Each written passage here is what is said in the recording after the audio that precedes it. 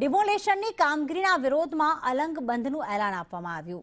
અલંગના મણારમાં demolition પહેલા જ વિરોધ। ડિમોલેશનના વિરોધ અલંગ બંધ પાડીને કરવામાં આવી રહ્યો છે। ડિમોલેશનની કામગીરીના વિરોધમાં આવેદનપત્ર પણ આપવામાં આવશે। તળાજા મામલતદાર કચેરીએ રજૂઆત કરવા માટે રવાના થયા છે। તો ડિમોલેશનની કામગીરીના વિરોધમાં આજે અલંગ બંધનું એલાન આપવામાં આવ્યું। આગામી દિવસોમાં દબાણ હટાવવાનું કામગીરી જો યથાવત રાખવામાં આવશે તો આ વિરોધ વધુ ઉગ્ર બનશે। આગામી 17મી ડિસેમ્બરે અહીંયા મેગા ડિમોલેશન કરવામાં આવનાર છે। એ પહેલા જ અહીંયા વિરોધ કરવામાં આવી રહ્યો છે। આવેદનપત્ર પણ આપવામાં આવી રહ્યું છે। અહીંયા ગેરકાયદેસર જે દબાણો જે છે તે દૂર કરવાની કામગીરી કરવામાં આવે પહેલા જ જે લોકો છે તેમના દ્વારા વિરોધ કરવામાં આવી રહ્યો છે।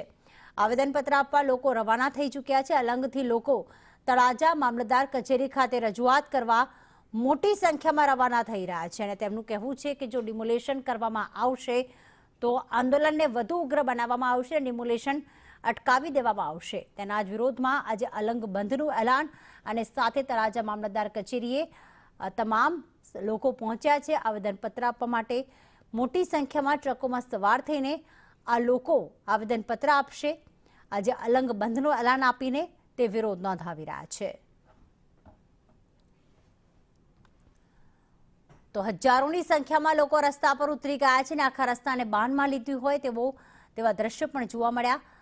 સમગ્ર રાજ્યમાં અત્યારે ગેરકાયદેસર જમીનો ઉપર જે બુલડોઝર ફેરવવામાં આવી રહ્યું છે તેને લઈને અલંગમાં તેનો વિરોધ કરવામાં આવી રહ્યો છે।